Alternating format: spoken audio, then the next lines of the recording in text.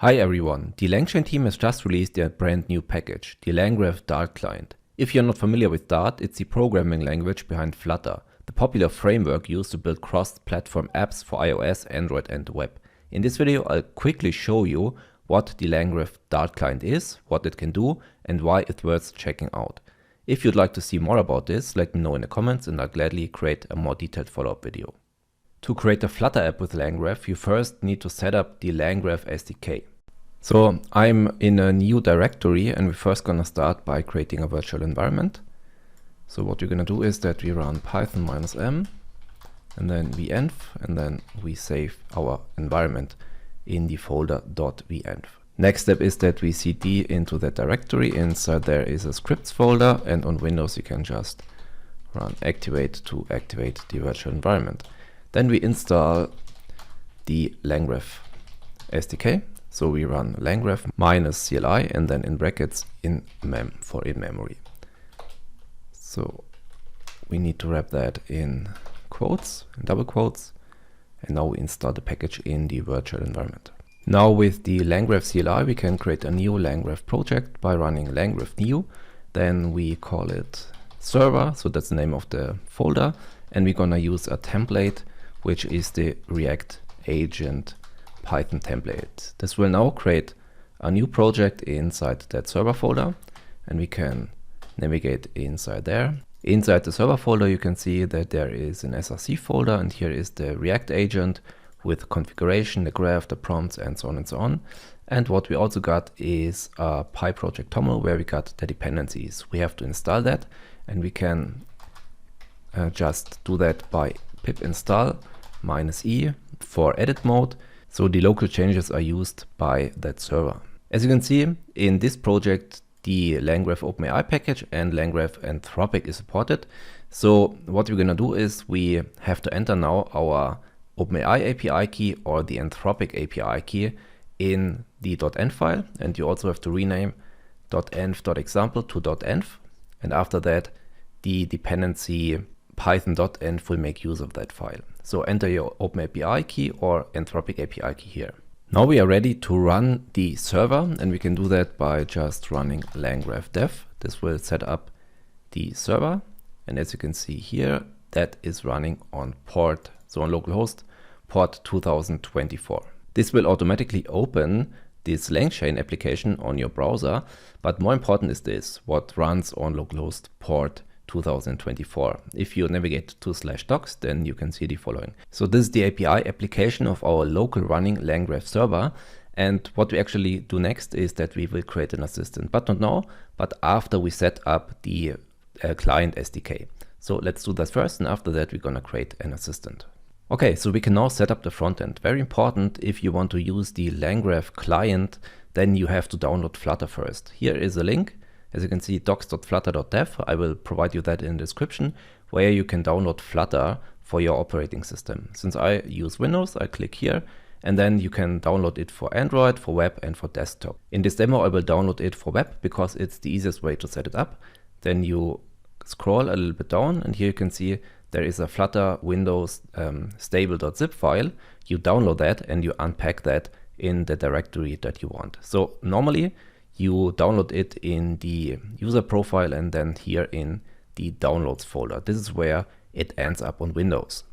After downloading everything, you can go back to Visual Studio Code, open the terminal, and if you run Flutter, then you can see that this is not a recognized command. So what you have to do is to add it to your path.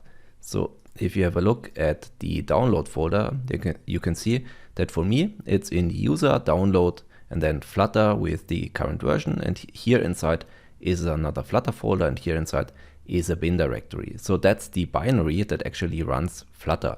So we have to set that in the path. So you can do that on Windows by using the set or setx command. On Mac and Linux, it is the export command.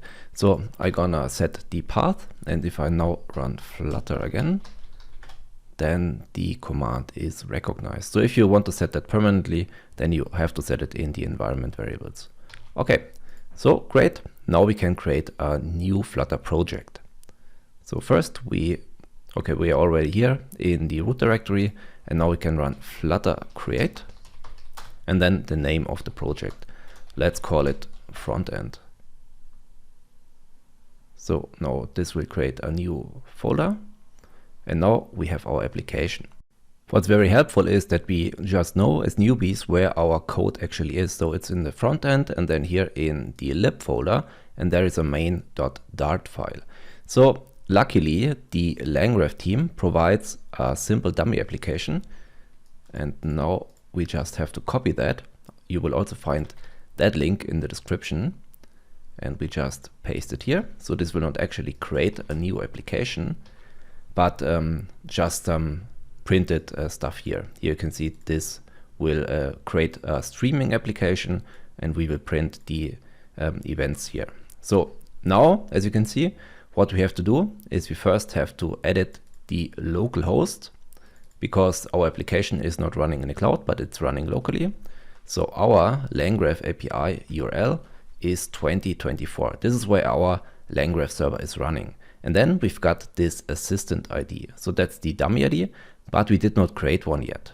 You can also see that we've got this code or this import underlined in red. So this means this is currently an error because we did not add the package to this project. So how can we do that? We can check the README, and here you can see we have to add that to the pubspec.yaml file. So there is the pubspec.yaml file. So we just have to open it, and here you can see there is the dependency, and here we just have to add this below or above Flutter. So here we add the langgraph client. Okay, so Visual Studio Code is clever enough to run that, and now we can see that this is not longer underlined. Now one more step, we have to create an assistant ID in the API because my langgraph agent is not a valid ID. Go back to the browser and then to the API. So what we have to do is that we're gonna paste or pass the graph ID, and this will automatically create an assistant ID that we're gonna use. So if we don't provide a assistant ID of our own, then one will be created by using a UUID. So let's do that here. And here, very important, if you've got none, for example, then you have to click on JSON, and here you have to use curly braces and now the graph underscore ID, and I'll just call it my assistant. Okay, now let's send it, and here we can see that is our assistant ID. We got 200, which means the request was successful, and we can now use that assistant ID to actually try out our Flutter application. Just run Flutter run. This will now set up our server in debug mode. You can choose different browsers, and yeah, this application has no UI, but if we have a look at the console, then we can see that something is happening here. So of course this is not what we want, so I also created a dummy application that actually demonstrates something with a UI. Okay, so that's the new application, and as you can see we've got some UI elements here, and if you want to have that code, I can tell you that this is just some AI generated dummy code, so it's not worth it. You can create that on your own. I just demonstrated Flutter run, of course, not in Angular. So now again, let's have a look how this looks in a browser. So here it is. It's some kind of pretty application, but I think for demo purposes this is fine. So now our client SDK interacts with the server, and that's actually the result. So from there you could continue now and create some real world application for the web, for Android, and also for iOS. So I think this is a very nice and handy library, especially if you want to develop applications that are able to run natively on your phone. So thank you very much for watching. See you in the next video. Bye bye.